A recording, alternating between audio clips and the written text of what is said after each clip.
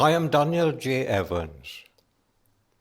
I was born in the parish of Treullier, Carmarthenshire, South Wales, on April the 30th, 1823. I was one of a very large family and went to work on a nearby farm when I was quite young. I married Miss Sarah Prothero in February 1849. In May of that year, we came to this country, landing at New York on June the 1st. Railroads were scarce in those days, so we travelled from New York to Newark, New Jersey by boat, and then by railroad to Cape May. Thence we travelled by boat to Philadelphia, and from that city by rail and water to Tamaqua, Pennsylvania. I want to tell you about the first eisteddfod in America. I remember it very distinctly. It was 1850, when I was 28 years of age. That was just 61 years ago this coming Christmas. I was living in Coaldale, Schuylkill County at the time, and better known as the Old Mines.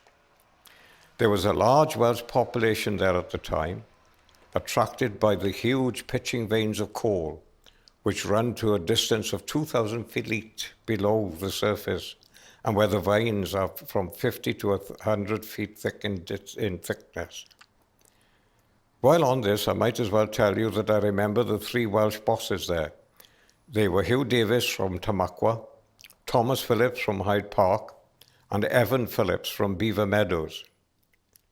A congregational church was organized there where services are still held.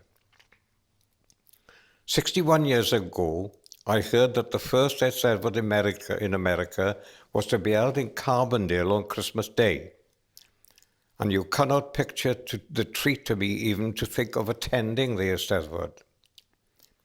So I determined to undertake the long journey and at the same time to visit my brother who lived in Gibson, Susquehanna County. So 1 week before Christmas, I started on the journey.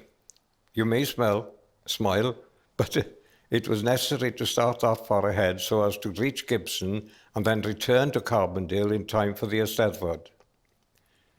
It was a fearfully cold winter at that time. I worked first of all to Tamaqua, a small village 4 miles west of Coaldale. Carbondale then was 50 miles north. The journey took us 2 whole days. It was really a romantic journey. The stage was drawn by 4 horses, and there were 6 passengers and 1 mailbag. I remember that some of the hills, the snow had drifted so deep that the 4 horses could hardly draw the coach. After traveling 16 miles, and they were very long miles at that, we stopped at a hotel in Drums Valley, near what is now known as Hazelton. Here we warmed our horses and we warmed ourselves. While sitting before the fire, 2 hunters came in with a young bear they had just killed in the neighborhood. We looked at Bruin with wonder and pity. The road to Wilkes-Barre was surrounded by wilderness. We reached that town at night. It was a very small town then, with very few Welsh people. The next morning we started for Carbondale. There were no towns on the way then. Edwardsville, Parsons, Taylor, Hyde Park, Oliphant, and other places were not only not on the map, but they were not in existence. We stopped at a place called Hyde Park to water the horses. It comprised a hotel, a few dwellings, and farmhouses scattered here and there. While waiting for the horses, I remember that the passengers asked as to the smoke that they could see on the other side of the valley coming from the woods. And they were told that the place was Slocum Hollow, and that 2 blast furnaces had been started there, the men getting iron ore from the East Mountain. I cannot give an accurate description of what Hyde Park was that day for the reason there was really nothing to describe. The White Hotel at which the coach stopped was at the side of the Musgrave drugstore. Beyond that, there were scarcely any buildings, merely a few farmhouses scattered here and there. What we call the 4th and 5th wards, with their handsome homes and all the land practically built up, was a tract of wild farmland, and no one had any idea of the fabulous wealth which lay underneath. We started again for Carbondale and reached there by night. I remember that it was quite a town and made an impression on the whole party. There were many Welsh miners, many of whom had been living there for a score of years. The next morning, I turned my face to Gibson, 18 miles distance. Conveyance? My own legs. An all-day walk, and I reached there late at night. But I remember that I enjoyed the walk through the bracing country air and reached my brother's home safe and sound. Then I returned to Carbondale for the eisteddfod, and it was fully worth every mile of the long journey from Coaldale and the 36-mile tramp to and from Gibson.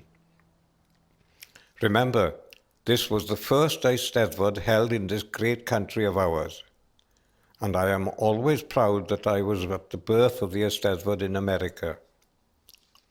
There was a smaller eisteddfod held the same day in Pitson, so we will share the glory with our friends there. The literati of Carbondale that day were Danial Davis, the Reverend John Moses, Thomas Einan, later of Hyde Park, the Reverend Thomas John Phillips, Cywionawr, father of Colonel Phillips, Tom Foyle, and Edward Jones, father of John R. Jones and Thomas E. Jones, who later became a wealthy coal operator. I remember that I was selected to adjudicate the englynion by the chairman, Edward Jones. There were many stanzas sent in, and I was awarded the prize after careful consideration for the following, which was the best. Ein llawer fedd ddwyll awendailwng o dalent cyrydwen, a gwrglwys cydbwys ei ben, llwydda mewn hwyl a ddien. The prize offered was $1. When the englyn was read, it developed that the winner was Cywionawr. It was a splendid eisteddfod and greatly enjoyed. I presume, with the exception of Rhys Hughes, there is no other person living who was present at the eisteddfod. Mr. Hughes should give you a full description of the gathering.